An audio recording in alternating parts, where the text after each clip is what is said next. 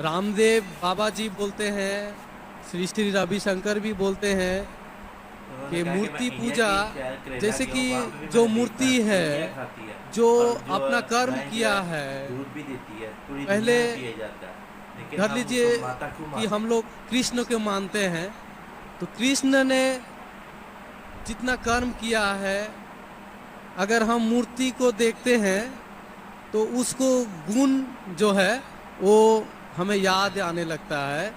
तो ये पॉजिटिव बोलते हैं कि मूर्ति को देखने से उसके अंदर में जो अच्छाई गुण था वो हम में जाग जाता है और हम वैसा ही बनना चाहते हैं, अच्छा बनना चाहते हैं। रामदेव बाबा और श्री श्री रविशंकर कहते हैं कि श्री कृष्ण को जब उसकी तस्वीर को देखते हैं, मूर्ति को देखते हैं, जो अच्छे काम किए वो याद आते हैं और आप उनके जैसा बन जाते हैं। ये कह रहे श्री श्री रविशंकर और रामदेव बाबा।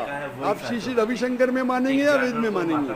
वेद कहती है, यजुर्वेद चैप्टर नंबर 32 वर्ष नंबर 3, न तस्य प्रतिमा अस्ति, उस ईश्वर की प्रतिमा नहीं। लिखा है शतशतर उपनिषद में चैप्टर नंबर 4 श्लोक नंबर 19, न तस्य प्रतिमा अस्ति, उस ईश्वर की कोई प्रतिमा नहीं, कोई फोटोग्राफ नहीं, कोई पेंटिंग नहीं, कोई पिक्चर नहीं, कोई आइडल नहीं, कोई स्टैच्यू नहीं। तो आप श्री श्री रविशंकर की बात मानेंगे या वेद की बात मानेंगे? अगर आप श्री श्री रविशंकर की बात मानते हैं और वेद की बात को छोड़ देते हैं तो आप श्री रविशंकर के चेले बनते हैं, लेकिन वेद के नहीं। मैं भी अगर कुछ कुरान के खिलाफ बात करूं तो मुझे छोड़ दीजिए। मैं हमेशा कुरान का हवाला देता हूं।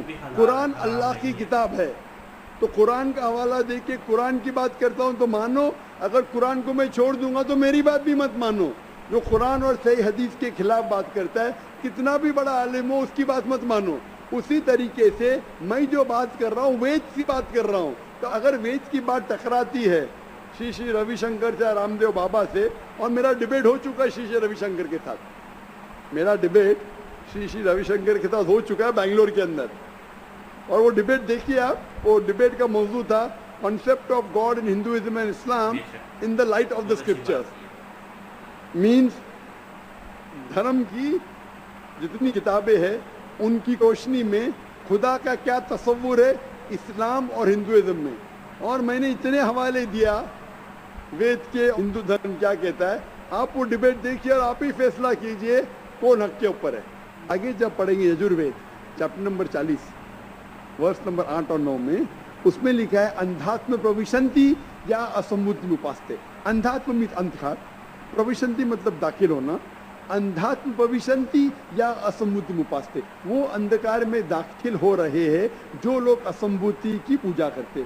असंभूति मतलब नेचुरल थिंग्स लाइक हवा, पानी, आग। जो नेचुरल थिंग की पूजा करते हैं जैसे हवा, पानी, आग, वो अंधकार में दाखिल हो रहे हैं। और वो श्लोक का कंटिन्यू होता है, वो लोग और घोर अंधकार में दाखिल हो रहे जो संभूति की पूजा करते। संभूति मतलब इंसान की बनाई हुई चीजें, टेबल, चेयर, आइडल, मूर्ति, इसकी पूजा करेंगे तो और घोर अंधकार में दाखिल होंगे। और लिखा है ऋग्वेद में जिल्द number 1 hymn number 164 verse number 46, एकम सत्य विप्र बहुधा वेदांते। सत्य एक है, खुदा एक है। एकम सत्य विप्र बहुधा वेदांते। लोग, विद्वान लोग उस ईश्वर को कई अलग नाम से पुकारते हैं। ईश्वर को कई अलग नाम से पुकारते हैं। यही चीज लिखा है कुरान में जो मैंने जिक्र किया हूँ, सूरह इसरा में सूरह नंबर 17 आयत नंबर 110, कुलिदुल्लाह विदुर्रहमान अयमतदु फलाल उस्मान उस्मान।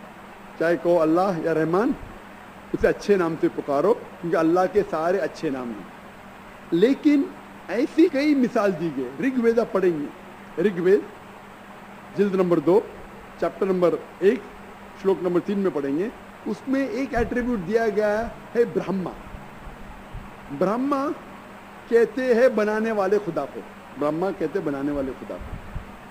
हमें कोई एतराज नहीं अगर कोई कहता है कि ईश्वर बनाने वाला है, उसका तर्जुमा करते अरबी में हो जाता है खालिक, हमें कोई एतराज नहीं। लेकिन अगर कोई कहता है कि ईश्वर वो ब्रह्मा है जिसके 4 सिर है, हर सिर पे मुकुट है, तो हम मुसलमान उस पर एतराज करते हैं, क्योंकि आप भगवान को अक्स दे रहे और आप Yajurveda chapter number 32 shloka number 3 के खिलाफ जा रहे। ना तस्य प्रतिमा अस्ति, उस ईश्वर की कोई प्रतिमा नहीं।